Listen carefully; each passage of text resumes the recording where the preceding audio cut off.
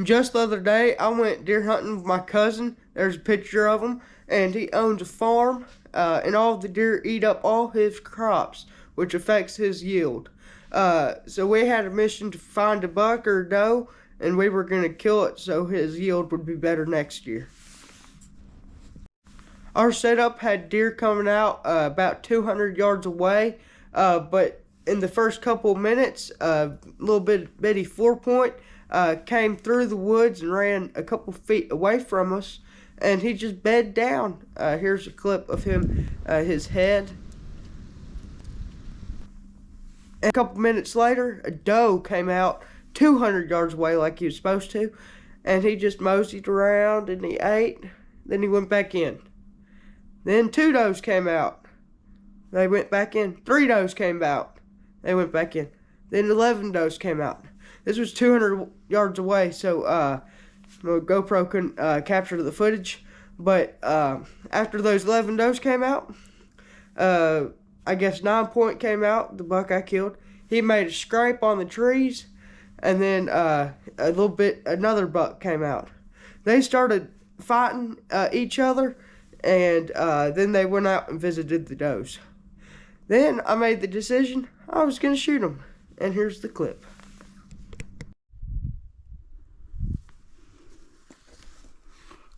I'm going to try and see if I can get as close as he's doing.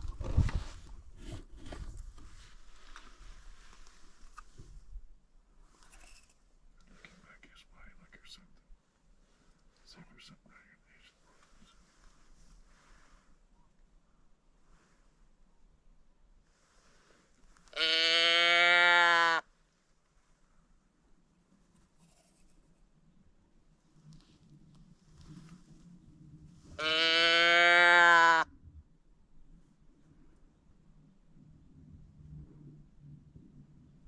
Do you see what he's doing? There's some deer off in the woods. He keeps looking back in the woods. Oh, come on. He's making this harder.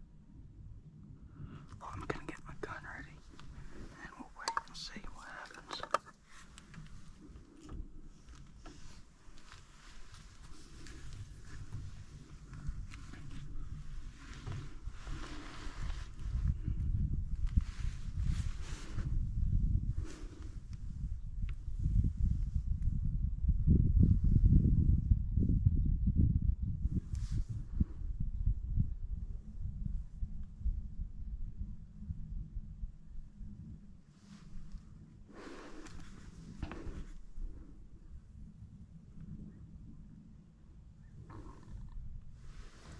You need to scoot back away from the wall a little bit.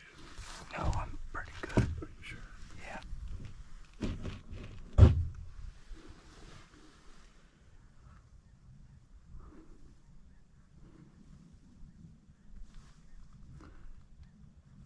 Can you look in the woods to see if there's anything bigger?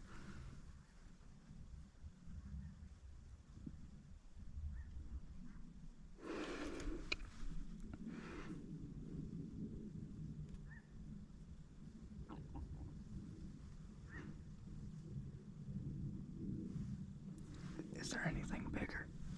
Do what? Is there anything bigger in the woods? I hadn't seen anything yet.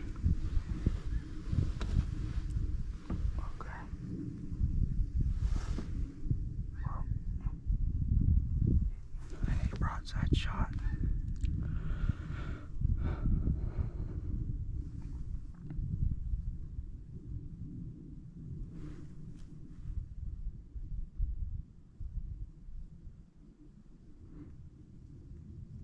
Okay.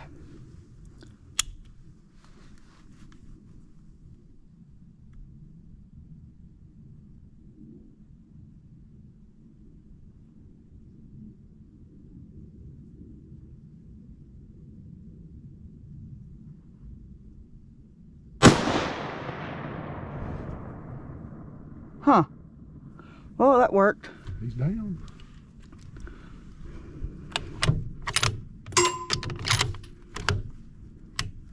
There we go. Decision you made, wasn't it? Yep. He looked big enough. Dude, don't worry about it. You warned him, you got him. And it eats your crops up, so it's fine.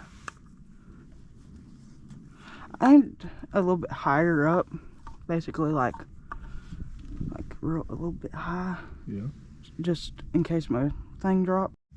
So in the video you couldn't really tell, but a buck made a scrape down there, and then another buck came out and they just fought each other, and then they went back in the woods and he came back out, and I decided it's getting dark. Who knows what else might happen? So I decided to pull the trigger. There's a buck down and he looked pretty good. So we'll see what happens. Here's his white belly, if you can see it out there. He's down. I dropped him. So this is the day after. We already cut up the deer and put him in that cooler right there.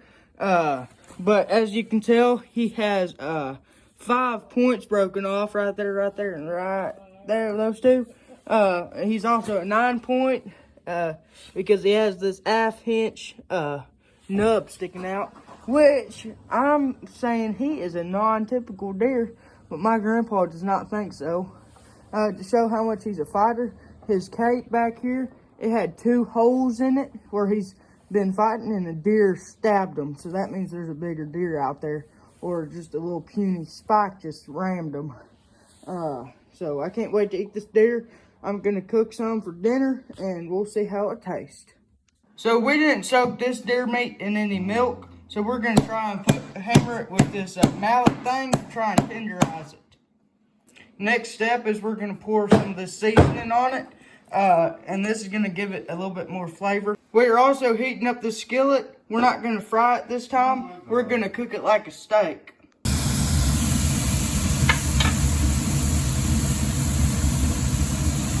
Next step, you put it in there.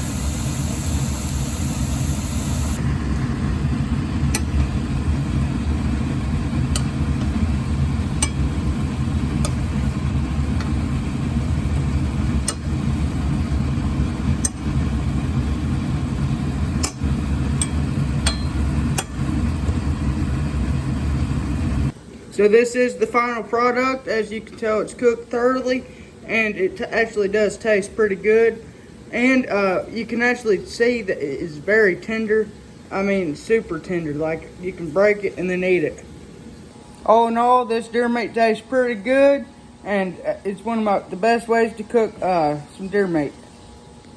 Huge thanks for my cousin for taking me out there to go hunting. And make sure y'all like and subscribe. Watch out for some more of my content. We have some big plans for this spring.